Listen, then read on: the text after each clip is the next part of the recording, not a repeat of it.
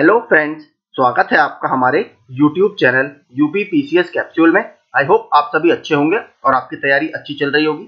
आप सभी को पता है हम अपने इस चैनल के माध्यम से यूपी ट्रिपल एससी वन दरोगा की मुख्य परीक्षा के सिलेबस को टॉपिक बाय टॉपिक कवर कर रहे हैं। तो उसमें काफी वीडियोस जितने भी बेसिकली कॉन्सेप्चुअल टॉपिक थे वो मैंने सब पढ़ा दिए थे। ठीक है, कुछ थ्योरेटिकल टॉपिक्स बचे हैं जिसका देखिए मटेरियल ढूंढना बहुत मुश्किल मेरे लिए भी हो रहा था, इस वजह से बहुत डिले हो रहा है। तो देखिए इसका अभी एक जो बुक आई है यूथ कंपटीशन टाइम की रिफ्रेशर वन दरोगा करके, तो उससे ही मैं आपको सारे टॉपिक्स जितने बचे हुए हैं सब कवर करा रहा हूं। आज उसी संबंध में हम जो duties and rights of forester है यानी वन दरोगा के प्रमुख कार्य है 1 से 1.5 पेज में इस बुक में दिया हुआ है, वो हम इस वीडियो में देख लेते हैं। और जितने भी टॉपिक्स है मैं आपके 1 से 2 दिन में सारे टॉपिक्स के एक दिन में आपके 2-2 3-3 वीडियो बनाकर डाल दूंगा, जिससे आपका सिलेबस कवर हो जाएगा और आप आगे से रिविजन करने में आपके लिए आसानी होगी। तो चलिए शुरू करते हैं। ये देखिए हमारा टॉपिक 19 है, ठीक है, वन दरोगा के कर्तव्य एवं अधिकार यानी duties and rights of forester. ठीक है, अगर आप देखेंगे इन्होंने पहले ही सबसे पहले डायग्राम बनाकर बताया है जिसमें आपके उसके राइट्स और अधिकार बेसिकली बता दिए गए हैं। तो मैं आपको दिखा देता हूं वन दरोगा के कर्तव्य एवं अधिकार। तो शुरू करते हैं। जंगल की सीमाओं तथा की जानकारी तथा जंगलों के रास्तों पर व नालों से परिचित हो। जिस क्षेत्र में तैनाती हो उस खंड को नुकसान से बचाएं, यानी अगर कोई भी उस क्षेत्र में नुकसान हो रहा है यानी जो पारिस्थितिकी संतुलन है उसमें कहीं ना कहीं हम कह सकते हैं इकोलॉजिकल इम्बैलेंस हो रहा है, तो उसको बचाना। जैसे मान लीजिए अगर कोई आसपास इंडस्ट्री है, अगर वो उस क्षेत्र में कहीं ना कहीं आप कह सकते हैं कि कुछ ऐसे रसायन छोड़ रही है जो वहां की इकोलॉजी को बेकार करेंगे, या इस तरीके से अगर वहां पर कोई इलीगल वाइल्ड लाइफ ट्रेड चल रहा है उसको रोकना। तो एक तरह से जिस क्षेत्र में उसकी तैनाती हो तो उसको उस खंड को बेसिकली नुकसान से बचाना।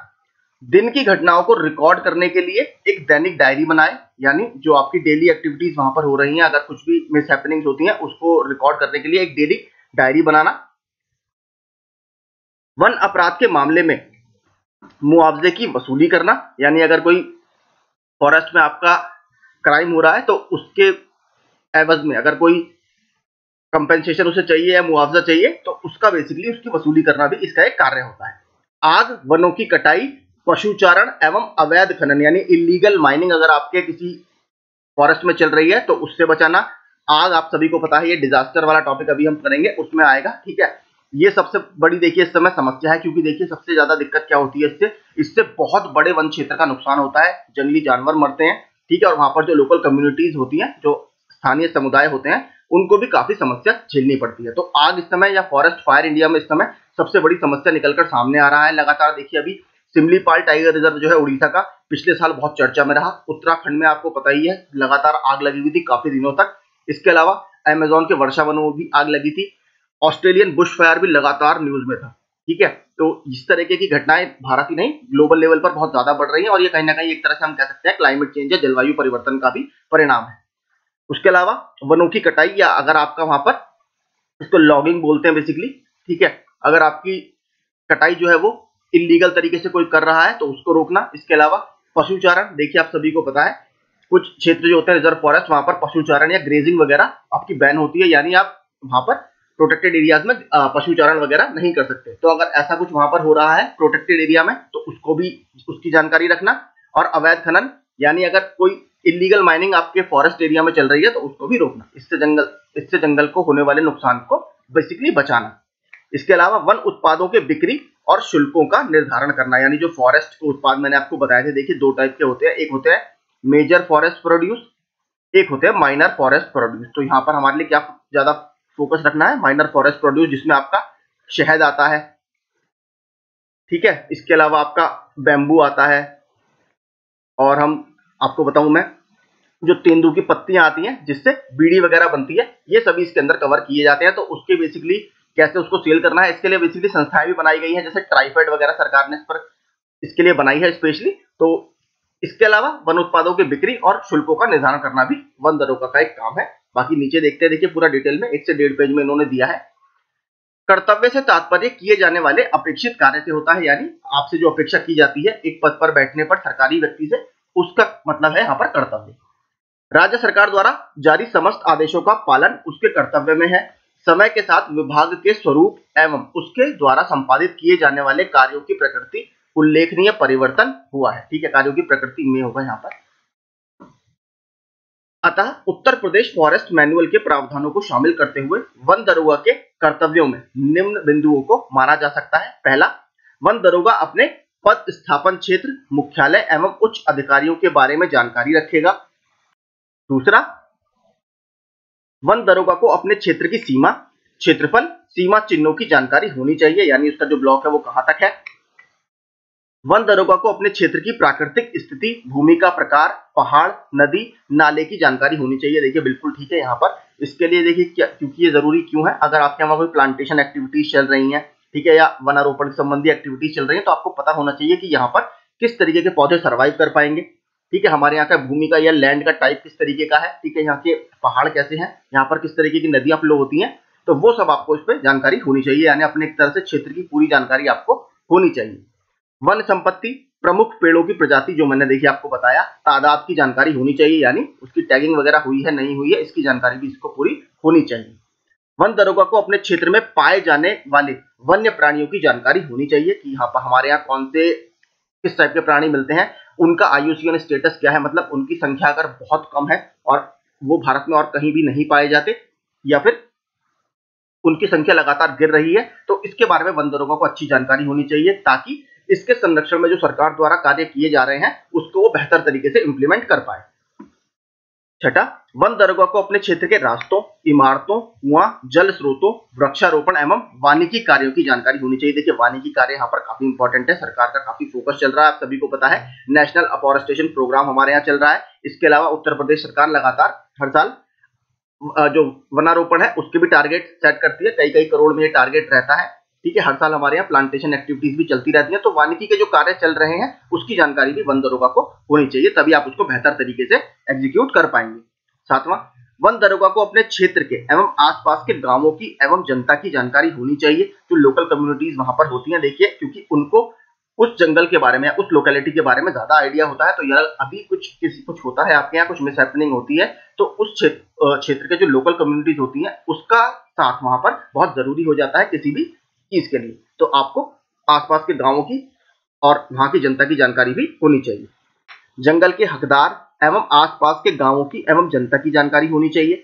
जंगल के हक, ये देखिए, जंगल के हकदार एवं जंगल से संबंधित आजीविका पर आश्रित लोगों एवं मवेशियों की जानकारी भी होनी चाहिए, यानी उनके पास जो कैटल पॉपुलेशन वगैरह है और जिनकी आजीविका जंगल के उत्पादों पर निर्भर करती है, उनकी भी जानकारी वन दरोगा को होनी चाहिए। वन दरोगा को अपने क्षेत्र की वैज्ञानिक स्थिति यानी साइंटिफिक लोकेशन, वन अधिनियम जो आपका फॉरेस्ट कंजर्वेशन एक्ट है, इसके अलावा वाइल्ड लाइफ प्रोटेक्शन एक्ट है, इसकी जानकारी भी उसको होनी चाहिए, एवं अन्य संबंधित कानून के प्रावधानों की जानकारी होनी चाहिए, यानी अगर कुछ होता है जिसमें उसे लीगल एक्शन की जरूरत पड़ती है तो वो क्या रास्ता अख्तियार करेगा, इसकी बात भी इसमें की गई है, यानी वन दरोगा के कार्यों में यह भी सम्मिलित किया जाता है। बाकी देखते हैं, और वन दरोगा को अपनी सर्वोच्च निष्ठा एवं प्रयत्न से प्रत्येक प्रकार के वन अपराध को रोकने का प्रयत्न करना चाहिए। वन अपराध के अनुसंधान में एवं वन अपराधियों के विरुद्ध निष्ठा पूर्वक सक्रिय रहना चाहिए। वन दरोगा वानिकीकरण के कार्यों की जानकारी रखेगा। देखिए ये वानिकीकरण मैं कह रहा हूँ, ये काफी इंपॉर्टेंट इसका एक फंक्शन है, तो इसको जरूर आप फोकस कीजिएगा। वानिकीकरण के कार्यों की जानकारी रखेगा एवं अधिकारियों के निर्देशन में वृक्षारोपण एवं अन्य वानिकी कार्यों को निष्पादित करेगा। वन दरोगा को अपने कर्तव्य पालन में सजगता व कठोरता रखते हुए अन्य लोगों के साथ उसका व्यवहार नम्र व लोक मर्यादा अनुकूल होना चाहिए, यानी ऐसा नहीं है आप, ये तो देखिए हर पोस्ट के लिए जरूरी है कि आपकी अगर पब्लिक डीलिंग है तो आप लोगों से अच्छे से व्यवहार करें और उनको एक तरह से आप गवर्नमेंट सर्वेंट की तरह या लोक सेवक के रूप में कार्य करें।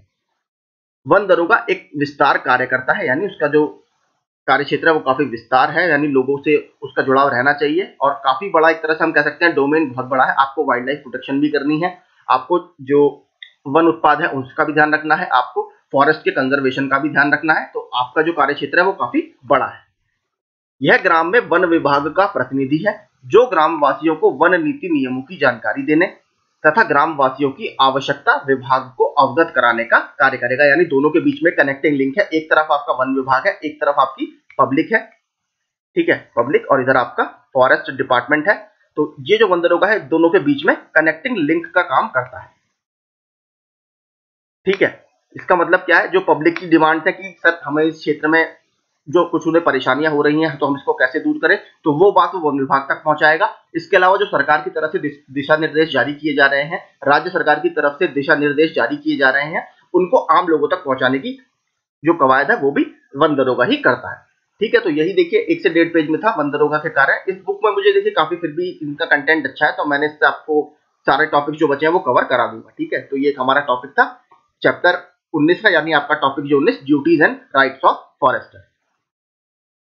अब हम देखते हैं चैप्टर 21। ये हमारा जो टॉपिक 21 है वो है forest environment and it's benefits, यानी वन पर्यावरण और उसके लाभ। तो आखिर वन पर्यावरण के लाभ देखिए शॉर्ट फॉर्म में इन्होंने दिखाए हैं, देख लेते हैं। जीवों को प्राकृतिक आवास प्रदान करते हैं, बिल्कुल ठीक। जलवायु परिवर्तन को नियंत्रित करते हैं। मृदा अपरदन, बाढ़, तेज हवाओं, चक्रवातों, भूस्खलन होगा यहाँ पर, भूस्खलन जैसी आपदाओं को ये नियंत्रित भी करते हैं, यानी फॉरेस्ट डिजास्टर्स वगैरह जो आपकी होती हैं, सॉइल इरोजन हो रहा है, बाढ़ वगैरह आ रही हैं, तो उससे भी कहीं ना कहीं हमें बचाने का प्रयास करते हैं। वन जल संसाधनों के संरक्षण तथा वैश्विक जल चक्र में महत्वपूर्ण भूमिका निभाते हैं। इसके अलावा मृदा की उर्वरता में ये वृद्धि भी करते हैं। तो ये देखिए कई सारे वन पर्यावरण या फॉरेस्ट एनवायरनमेंट के लाभ शॉर्ट फॉर्म में दिए हैं, बाकी अब इसके बारे में डिटेल से पढ़ते हैं। मनुष्य की बढ़ती आवश्यकता को पूरा करने के लिए प्रत्येक साल वनों का कुछ ना कुछ सफाया किया जा रहा है, जबकि वन किसी भी देश के वन होगा यहाँ पर, वन किसी भी देश के आर्थिक विकास में महत्वपूर्ण योगदान देता है। मनुष्य की बढ़ती आवश्यकता को पूरा करने के लिए हर साल लाखों पेड़ काट दिए जाते हैं और हमें वनों को संरक्षित करने और उन पर निर्भर लाखों जीवों के हित में हरित आवरण को बढ़ाने के लिए सक्रिय उपाय करने होंगे। भारत के आर्थिक विकास में वनों की भूमिका। भारत के आर्थिक विकास में वनों की महत्वपूर्ण भूमिका होती है। वे कई प्रकार का सामान प्रदान करते हैं जो कई उद्योगों के लिए कच्चे माल या रॉ मटेरियल के रूप में कार्य करते हैं। जंगलों में उगाई जाने वाली लकड़ी ग्रामीण परिवारों के लिए ऊर्जा के स्रोत में, यानी इसको बोला जाता है फ्यूल वुड के रूप में कार्य भी करती है। दुनिया का अधिकांश कागज लकड़ी से बना है, ये मैंने आपको बताया था। दो तरह की बेसिकली पेपर इंडस्ट्री होती है, एक होती है रिसाइकल बेस्ड, एक होती है वुड बेस्ड। तो जो मोस्टली वुड बेस्ड लकड़ियों से ही फॉरेस्ट इंडस्ट्री चलती है। और किसी देश के आर्थिक विकास के लिए एक विश्वसनीय सूचकांक प्रति व्यक्ति कागज की खपत है। जैसे जैसे अर्थव्यवस्था आर्थिक रूप से विकसित होती है, कागज का उपयोग पैकेजिंग सामग्री के रूप में, संचार में और कई अन्य उपयोगों में किया जाता है। इसके कई उपयोगों के लिए कागज का कोई संतोषजनक अभी विकल्प मौजूद आपके सामने नहीं है। जितने भी आप कम्युनिकेशन करते हैं, देखिए आप फोटोस्टेट वगैरह करवाते हैं, जितना भी आप काम करते हैं उसके लिए आपको कागज की जरूरत पड़ती है। जो भी आपसे ऑफिशियल पत्राचार वगैरह किया जाता है, ठीक है, वो सभी कागज से बने हुए उत्पादों में ही आपके पास आता है। जो लिफाफे होते हैं, एनवेलप होते हैं, वो भी कागज के ही बने हैं, उसका कोई विकल्प मौजूद नहीं है। जबकि यह लंबे समय से माना जाता रहा है कि वन कई उपयोगों के लिए लकड़ी के फाइबर प्रदान करने के अलावा देश के आर्थिक विकास में भूमिका निभाते हैं। वनों के गैर लकड़ी उत्पादन दुनिया में हर जगह मान्यता प्राप्त और मूल्यवान होने के कारण, ठीक है, गैर लकड़ी उत्पाद हम पढ़ चुके हैं जिन्हें NTFP बोला जाता है, के लिए तेजी से आ रहे हैं। ठीक है, NTFP यानी नॉन टिम्बर फॉरेस्ट प्रोड्यूस, जिसको आप माइनर फॉरेस्ट प्रोड्यूस भी बोलते हो, जो बेसिकली जनजातीय लोग जिसका बहुत ज्यादा कलेक्शन करते हैं। शहद हो जाता है जिसमें तेंदू की पत्तियां होती हैं, ये सभी इसके एग्जाम्पल है। वनों में जल संभर मूल्य होते हैं। विशेष रूप से नाजुक और आसानी से मिटने वाली मिट्टी क्षेत्रों में वाटरशेड की सुरक्षा के रूप में वृक्षों का आवरण अत्यधिक मूल्यवान हो सकता है। वनों को बाहरी मनोरंजन के स्थान के रूप में महत्व दिया जाता है। बाहरी मनोरंजन के लिए सबसे मूल्यवान वनों के प्रकार हमेशा लकड़ी के उत्पादन के लिए सबसे मूल्यवान प्रकार के समान नहीं होते हैं। पेड़ों के साथ घने जंगल नमी और उर्वरता का पूरा फायदा उठाने के लिए अक्सर खुले जंगल की तुलना में मनोरंजन करने वाले के लिए कम आकर्षक होते हैं। तो बेसिकली आपका ये कहना चाह रहे हैं, ये टूरिज्म एक्टिविटीज वगैरह होती है या जो एडवेंचर या ट्रैकिंग वगैरह करने जाते हैं आप लोग, तो वो भी आप डेंस फॉरेस्ट में ही करना पसंद करते हैं। तो ये कहीं ना कहीं एक तरह से आपका जो टूरिज्म एक्टिविटीज है उनको भी प्रमोट करता है। वन स्तनधारियों, सरीसृपों, पक्षियों सहित वन्य जीवों की कई प्रजातियों का घर है। वन्य जीवन के इन रूपों में से कुछ स्पष्ट रूप से मनुष्य के लिए मूल्यवान है। पारिस्थितिकी विज्ञानी वन्य जीवों की संख्या में कमी से बहुत परेशान है। जो लगातार संख्या गिर रही है उसका एक बहुत बड़ा कारण आपको पता है हैबिटेट लॉस है, यानी उनके प्राकृतिक आवास का नुकसान भी है, जिसमें वनों की कटाई एक प्रमुख कारण है। और हमारी दूसरी कारण काफी ज्यादा बड़ा जो है वो है हमारी बढ़ती हुई जनसंख्या। इसके कारण देखिए होता क्या है, आपको आवासीय कॉलोनियां बनानी पड़ती है, जिसकी वजह से, क्योंकि देखिए एरिया किसी भी देश का सीमित होता है, मान लीजिए भारत का जो एरिया है, आप एरिया तो बढ़ा नहीं सकते, तो आपको इसी एरिया में लोगों के रहने की व्यवस्था करनी होगी, क्योंकि आपकी जनसंख्या बढ़ रही है। तो इसके लिए आप क्या करोगे, जो फॉरेस्ट कवर है उसको कम करने की सरकार कोशिश करती है, जिसकी वजह से वनों का अवैध कटान हो जाता है और वो कहीं ना कहीं जो वन्य जीव है उनके प्राकृतिक आवास का नुकसान करता है। कभी कभी विलुप्त होने के बिंदु तक, क्योंकि उष्णकटिबंधीय जंगलों को साफ कर दिया जाता है, जिसकी वजह से देखिए मैंने आपको बताया था 1980 और 90 के जो दशक में फॉरेस्ट सर्टिफिकेशन स्कीम जो आई है, ठीक है, वो इसी वजह से आई है, क्योंकि बहुत ज्यादा वनों का कटान हो रहा था और 1992 के जो रियो अर्थ सम्मेलन है उसके बाद इसने बहुत तेज गति पकड़ी। वन वर्षा जल को अवशोषित करते हैं और इसे धीरे धीरे नदियों में छोड़ते हैं। यह बाढ़ को भी रोकता है। वन मिट्टी को नदियों में जाने से रोकते हैं, यानी जो सिल्टेशन होता है, देखिए एक्चुअली महत्वपूर्ण क्यों है, मान लीजिए आपका ये एक तरह से पानी यहाँ पर नदी में बह रहा है, अगर मिट्टी यहाँ पर नदियों में जमा होने लगती है तो देखिए नीचे एक पूरी लेयर वो सिल्टेशन नदी का होने लगता है, जिसकी वजह से नदी की वाटर कैरिंग कैपेसिटी, यानी जो जल को ले जाने की क्षमता है वो कम हो जाती है, जल को वहन करने की क्षमता है वो कम हो जाती है और वो किनारों से ऊपर आना शुरू कर देती है। इसकी वजह से जो आसपास के प्लेन्स होते हैं, फ्लड प्लेन्स, वहां पर बाढ़ के खतरे मंडराने लगते हैं। तो वन क्या करते हैं, मिट्टी को बांधे रखते हैं और उससे जो बेसिकली कटान होता है उसको पानी में जाने से या नदी में जाने से रोकते हैं, जिससे उसकी वाटर कैरिंग कैपेसिटी पर कोई असर नहीं पड़ता और आसपास के क्षेत्रों में बाढ़ नहीं आती। तो दोनों आपस में लिंक है। इसीलिए आप देखेंगे सरकार ने जो हमारा नमामि गंगे मिशन है उसमें भी सरकार ने कहा है कि आप पेड़ों जो नदी के मुहाने हैं उसके दोनों तरफ प्लांटेशन एक्टिविटीज वगैरह करो, क्योंकि इसके काफी फायदे हमें देखने के लिए मिलते हैं। वन लोगों को सीधे मनोरंजन के लिए सेवा प्रदान करते हैं। राष्ट्रीय उद्यान और बायोस्फीयर रिजर्व पर्यटकों के लिए एक बड़ा आकर्षण है। बायोस्फीयर रिजर्व जैव विविधता के संरक्षण और इसके सतत उपयोग से निपटने के लिए बनाए हुए बहुउद्देशीय संरक्षित क्षेत्र है। देखिए बहुउद्देशीय, मैंने कल आपको इसके उद्देश्य बताए थे, एक था लॉजिस्टिक्स, ठीक है, एक था आपका कंजर्वेशन, ठीक है, ये सब आपने कल मैंने एक फोटो डाली थी एनसीईआरटी की। मेरा कल वाला जो वीडियो है शाम वाला, जिसमें 1990 से 2022 तक मैंने चैप्टर कवर किए हैं, अलग अलग क्वेश्चन, वो आप वहां से जाकर देख सकते हैं। उसमें मैंने पीडीएफ भी डाला है, उसमें मैंने इसके पूरे ऑब्जेक्टिव्स बताए हैं। बायोस्फीयर रिजर्व में स्थानीय क्षेत्र के संसाधनों का विकास होता है। स्थानीय समुदायों को कृषि गतिविधियों की अनुमति है और लोगों को रोजगार प्रदान किया जाता है। देखिए रोजगार, आपका एम्प्लॉयमेंट जनरेशन भी हमें वनों की मदद से मिलता है। पार्कों, अभ्यारण्यों और बायोस्फीयर रिजर्व में पर्यटन से उन अधिकारियों को राजस्व मिलता है जो उनका प्रबंधन करते हैं या मैनेज करते हैं। वनों में प्रजातियों, आवासों और जीनों की विविधता होती है जो शायद उनकी सबसे मूल्यवान संपत्ति है। वे जीन पूल प्रदान करते हैं जो जलवायु की बदलती परिस्थितियों के खिलाफ व्यावसायिक पौधों के तनाव की रक्षा भी करते हैं। तो यानी ये बेसिकली जीन पूल आपको प्रोवाइड करते हैं, ठीक है, जीन पूल। अब देखते हैं वनों का महत्व। वन कई जानवरों के लिए प्राकृतिक आवास है, यानी नेचुरल हैबिटेट है।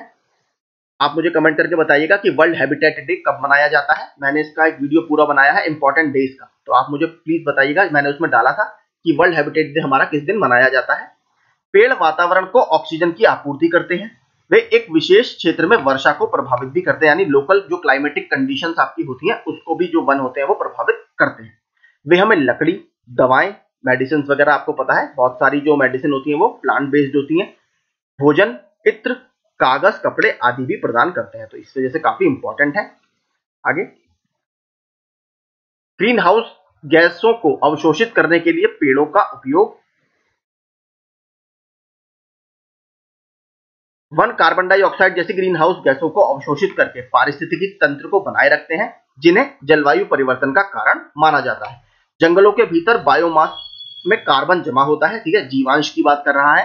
अकेले उष्णकटिबंधीय जंगलों में भारी मात्रा में कार्बन, लगभग 1/4 ट्रिलियन टन होता है, जो अगर वातावरण में छोड़ा जाता है तो विनाशकारी हो सकता है। तो पौधे आपके कार्बन डाइऑक्साइड भी अवशोषित करते हैं और ये जो हमारे पृथ्वी पर जिसकी वजह से जीवन पॉसिबल है, ऑक्सीजन, उसको रिलीज भी करते हैं। प्राकृतिक आवास प्रदान करने के लिए पेड़ों का महत्व। वन लाखों जानवरों के अस्तित्व के लिए एक स्थायी वातावरण प्रदान करते हैं। यह सांप, कछुए, मगरमच्छ, कीड़े, पक्षी, तितलियों, बंदरों और अन्य जंगली जानवरों सहित कई प्रजातियों का घर है। यह जानवरों के लिए एक पारिस्थितिकी तंत्र प्रदान करता है।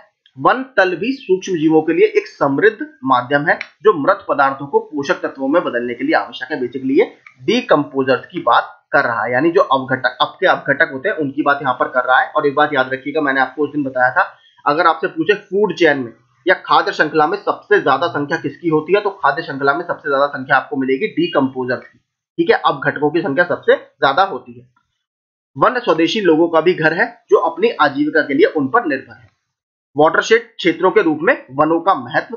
वन आधारित जल तालिकाएं, नदियां और झीलें पानी के महत्वपूर्ण स्रोत हैं। एक ही बार होगा यहाँ पर। हरा आवरण सूर्य के विकिरण से जल भंडार को सुरक्षित रखता है। अमेज़न के जंगल दुनिया का सबसे बड़ा वाटरशेड और नदी तंत्र है। आपने देखा होगा अमेज़न नदी वहीं से बहती है और वो उन्हें पृथ्वी के फेफड़े भी माना जाता है। लंग्स ऑफ द फॉरेस्ट भी इनको कहा जाता है। जैव विविधता का समर्थन करने के लिए वनों का महत्व। विश्व स्तर पर विभिन्न पौधों और जानवरों सहित लगभग 90% प्रजातियां जंगलों में पनपती हैं। वे आवश्यक आवास प्रदान करते हैं और जैव विविधता का समर्थन करते हैं। वायु को शुद्ध करने के लिए वनों का महत्व। प्रकाश संश्लेषण, भोजन और ऊर्जा उत्पन्न करने के लिए पौधों का एक महत्वपूर्ण कार्य है। पौधे, झाड़ियां और पेड़ दिन के समय वातावरण से कार्बन डाइऑक्साइड अवशोषित करते हैं और ऑक्सीजन छोड़ते हैं। एक अनुमान के मुताबिक 1 एकड़ के परिपक्व पेड़ 18 लोगों को ऑक्सीजन दे सकते हैं, तो काफी देखिए इंपॉर्टेंट है। वे कार्बन डाइऑक्साइड को हटाकर वातावरण में हवा को शुद्ध करने वाले विशाल फेफड़ों के रूप में कार्य करता है, जिसे हम अमेज़न वर्षा वन में स्पेशली इनको लंग्स ऑफ द फॉरेस्ट बोला जाता है, और ऑक्सीजन के संतुलित स्तर को बनाए रखते हैं, जिससे बेसिकली हम हर दिन सांस लेते हैं, जो कि हमारे पृथ्वी पर एक तरह से जीवन के लिए आवश्यक तत्व है। वैश्विक तापमान को नियंत्रित करने में पेड़ों का महत्व। वन हरित आवरण प्रदान करते हैं जो सूर्य के विकिरण को अवशोषित करते हैं और तापमान को नीचे रखते हैं, यानी टेम्परेचर को आपका बैलेंस रखते हैं। वे वाष्पीकरण और हवा के माध्यम से वायुमंडलीय तापमान को नियंत्रित करते हैं। वन वर्षा को बढ़ावा देते हैं जो जल स्तर और ठंडी जलवायु को बनाए रखने में मदद करता है। वनों की कटाई का विपरीत प्रभाव पड़ता है, जिससे वैश्विक तापन में नाटकीय रूप से वृद्धि होती है। यानी आपका ग्लोबल वार्मिंग को भी अगर कम करना है तो आपको अफॉरेस्टेशन या वनीकरण के कार्यक्रम लगातार चलाने होंगे। मिट्टी को समृद्ध करने के लिए वनों का महत्व, यानी जो सॉइल की फर्टिलिटी है उसको कैसे बढ़ाते हैं। मृत पत्तियां और टूटी शाखाएं अपघटन प्रक्रिया के माध्यम से मिट्टी में परिवर्तित हो जाती हैं और यह रूपांतरण मिट्टी को पोषक तत्वों से समृद्ध करता है। मिट्टी में मौजूद सूक्ष्मजीव बायोडिग्रेडेबल सामग्री को सरल कणों में बदल देते हैं, जिससे या जिनका पौधों द्वारा फिर से उपयोग किया जा सकता है। पेड़ों की जड़ें बहुत मजबूत होती हैं जो बाढ़ या किसी अन्य कारण से मिट्टी के कटाव के कारण मिट्टी को बरकरार रखती है, जो मैंने आपको बताया था। अनियंत्रित मिट्टी का कटाव उपजाऊ मिट्टी को नष्ट कर सकता है, जिससे बंजर की स्थिति आपकी पैदा हो सकती है। तो ऐसे ये कहीं ना कहीं एक अच्छी या फर्टाइल उपजाऊ मिट्टी को बंजर होने से बचाने का काम भी आपके वन करते हैं। जल चक्र को विनियमित करने के लिए वनों का महत्व। वन जल चक्र प्रक्रिया का एक महत्वपूर्ण घटक है। वे पानी के वाष्पीकरण, संघनन और वर्षा को नियंत्रित करते हैं। वे जल भ्रतों का भी पोषण करते हैं, जिससे भूजल आपूर्ति होती है। पेड़ वर्षा के पानी को ट्रंक से नीचे मिट्टी में बहने देते हैं, जिससे तूफानी पानी प्रदूषकों को समुद्र में ले जाने से रोकता है। वे विशाल स्पंज के रूप में कार्य करते हैं जो पानी को छानते हैं और जल स्तर को रिचार्ज करते हैं। तो ठीक है, आपके ग्राउंड वाटर रिचार्ज में भी वन एक महत्वपूर्ण भूमिका निभाते हैं। हमारे जीवन में वनों का महत्व। वन जड़ी बूटियों, पौधों और औषधीय महत्व के वृक्षों से समृद्ध है। इन पौधों और पेड़ों के अर्क, बीज, पत्ते, छाल मानव शरीर के लिए गैर विषैले होने के साथ साथ कई बीमारियों का इलाज भी करते हैं। आपने देखा होगा जब कोरोना वगैरह आया था उस समय भी बहुत लोग आयुर्वेदिक की तरफ शिफ्ट हो रहे थे। ठीक है, आगे। पेड़ का हर घटक जिसमें पत्ते, शाखाएं, तना, छाल, फल, बीज और जड़ शामिल है उपयोगी होते हैं। वन लकड़ी, कच्चा माल, सब्जियां और फल प्रदान करते हैं जिनका महत्वपूर्ण आर्थिक मूल्य है। लकड़ी का उपयोग निर्माण और फर्नीचर बनाने में किया जाता है। कागज के उत्पादन में भी लकड़ी आवश्यक है। पेड़ों से निकाले गए रबड़ का उपयोग कई उत्पाद बनाने के लिए किया जाता है। हरे कचरे का भी आर्थिक महत्व है। आपका जो ग्रीन वेस्ट है उसका भी आर्थिक महत्व है, उससे आप मैन्योर वगैरह, खाद वगैरह बना सकते हैं। वन सभी जीवों के अस्तित्व के लिए महत्वपूर्ण है। वे हमारे जीवन के लिए भी महत्वपूर्ण है क्योंकि वे वन क्षेत्र में और उसके आसपास रहने वाले आदिवासी लोगों के लिए ऑक्सीजन, भोजन, आश्रय, ईंधन और आजीविका के साधन प्रदान करते हैं। वन वैश्विक स्थलीय जैव विविधता के 80% के लिए घर है, यानी आपका जो टेरेस्ट्रियल बायोडाइवर्सिटी है उसके 80% के लिए वन ही आपके रेस्पॉन्सिबल है। और यह वह स्रोत है जो आसन्न मानव बस्तियों के लिए सभी बुनियादी जरूरतों को पूरा करता है। यह एक स्वपोषित तंत्र है जो कई जीवों का मेजबान है। प्रत्येक जंगल के पारिस्थितिकी तंत्र में जैविक यानी आपका बायोटिक कंपोनेंट और गैर जैविक यानी अबायोटिक दोनों घटक शामिल होते हैं। जैविक घटकों में आपके पौधे, पेड़, झाड़ियां, बेलें, घास, काई, शैवाल, कवक, स्तनधारी पक्षी, सरीसृप, उभयचर और सूक्ष्मजीव शामिल है। आगे, पेड़ कार्बन के सबसे बड़े भंडार हैं जो वैश्विक तापमान को बनाए रखने के लिए महत्वपूर्ण है। ग्लोबल वार्मिंग के पीछे कार्बन के स्तर में वृद्धि को मुख्य कारण माना जा रहा है। वनों के लाभ के बावजूद आधुनिक युग में वनों की कटाई बहुत अधिक हो गई है, जिससे प्रदूषण, मिट्टी का कटाव और जलवायु परिवर्तन जैसी कई समस्याएं उत्पन्न हो रही हैं। अब बात करते हैं इसके कंक्लूजन की या निष्कर्ष की। वे जलवायु को अधिक समान बनाते हैं और वातावरण की सापेक्ष आर्द्रता या रिलेटिव ह्यूमिडिटी को बढ़ाते हैं और नमी की वर्षा को बढ़ाते हैं। वे पानी की आपूर्ति को नियंत्रित करते हैं, झरनों के निरंतर पोषण का उत्पादन करते हैं और हिंसक बाढ़ को कम करते हैं और नदियों में पानी के प्रवाह को निरंतर बनाते हैं। तो बेसिकली देखिए, इससे प्रश्न अगर आपका पूछा जाएगा तो ऐसे ही आएगा, आपको 4 ऑप्शन दे देगा कि इसमें से कौन कौन से वनों से हमें प्राप्त होने वाले लाभ है, उसमें से आपको चुनना होगा कौन से सही है। भूमि को कटाव, शुष्कता और जलवायु की ज्यादतियों से बचाने के लिए वन किसी देश के रक्षा बल द्वारा प्रदान की गई सेवाओं की तुलना में कम मूल्यवान और पैसे के मामले में अधिक अभिव्यक्त नहीं करते हैं। वन समृद्ध और विविध वन्य जीवन के घर हैं। वे पहाड़ी और पर्वतीय जीवों के लिए प्राकृतिक आवास प्रदान करते हैं, जैसे आपका स्नो लेपर्ड वगैरह होता है, वो आपने देखा होगा, ऊपर पाए जाते हैं हेमिस नेशनल पार्क वगैरह में। ठीक है, इसके अलावा अगर बात करें तो जो हमारे नेशनल पार्क वगैरह है वो भी आपने सब देखा होगा, बहुत घने जंगल वहां पर होते हैं, तो उनके लिए भी प्राकृतिक आवास प्रदान करते हैं। भारतीय वनों में लगभग 500 प्रकार के स्तनधारी रहते हैं। ठीक है, ये सब आप देख सकते हो। इन वनों में राष्ट्रीय उद्यान जैसे कॉर्बेट है, कान्हा, तडोबा, पलामू, हजारीबाग आदि मौजूद है, जबकि उल्लेखनीय अभ्यारण्य जैसे काजीरंगा, मानस, जलदापड़ा जो कि वेस्ट बंगाल में है, गिर, पेरियार, दाचीगाम, ये सब स्पेशल आपके दिए गए हैं। कई कीड़े और सूक्ष्मजीव मिट्टी में धरण और सुरंग कर भोजन करते हैं, इस प्रकार इसे पौधों के लिए भोजक के रूप में उपयुक्त बनाते हैं। पेड़ों की पत्तियों के सड़ने से मिट्टी की पारगम्यता बढ़ती है और इसकी रासायनिक और भौतिक विशेषताओं में भी सुधार होता है। तो ये देखिए वनों के कुछ लाभ थे। और देखते हैं, वन रक्षा की मजबूत रेखा के रूप में और हवाई टोही और हमले के खिलाफ एक आवरण के रूप में कार्य करते हैं। जंगलों में निकट सीमा पर तोपखाने का उपयोग और यांत्रिक इकाइयों का मुक्त संचालन अत्यधिक कठिन हो जाता है। अब बात करते हैं वनस्पतियों से मिलने वाली औषधियों की। कुनैन या आपको सिनकोना के वृक्ष से मिलता है। ये प्रश्न भी देखिए आया हुआ है कुनैन वाला, इसको पढ़ लीजिएगा अच्छे से। और ये क्या है, बेसिकली आपकी एक एंटी मलेरियल ड्रग है, यानी मलेरिया रोधक दवा है। कोकेन आपका कोको, और ये पीड़ाहारी और संवेदनहारी है। कैफीन आपका चाय और कॉफी, और ये क्या है, बेसिकली स्फूर्ति पद्र है।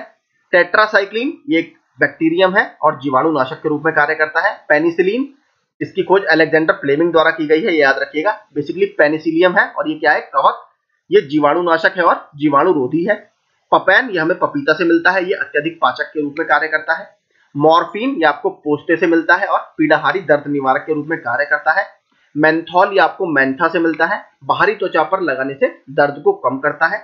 एस्ट्रोगीन ये आपका बेलाडोना से मिलता है और ये पेन किलर के रूप में कार्य करता है। और उपयोगी पादप देखते हैं कुछ। नीम, इसका उपयोगी भाग क्या है, पत्ती, ये रक्त शोधक और त्वचा रोगों को कम करता है। इसबगोल का बीज, जो इसकी आपने देखा होगा इसबगोल की भूसी, जो लोग बेसिकली पेचिश वगैरह और कब्ज को ठीक करने में यूज की जाती है। सिनकोना, इसकी छाल का यूज करते हैं हम किसमें, कुनैन जो कि एक मलेरिया की दवा है उसको बनाने में। बात करें जामुन की, तो जामुन के बीजों का चूर्ण आपने देखिए लोगों को यहाँ देखा होगा, लोग अपने छत पर जामुन के बीज वगैरह सुखा कर रखते हैं, बाद में उसको पीसते हैं। जो डायबिटीज वगैरह के मरीज होते हैं वो इसको पीना पसंद करते हैं। ठीक है, यह मधुमेह में लाभदायक।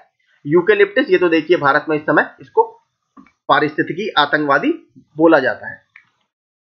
ठीक है, ये पहले सामाजिक वानिकी में बहुत ज्यादा लोकप्रिय था, लेकिन अब इसको पारिस्थितिकी आतंकवादी बोला जाता है क्योंकि ये ग्राउंड वाटर लेवल को बहुत ज्यादा कम कर देता है। ठीक है, इसका उपयोग विभाग बेसिकली क्या है, जुकाम की औषधि में इसको यूज किया जाता है।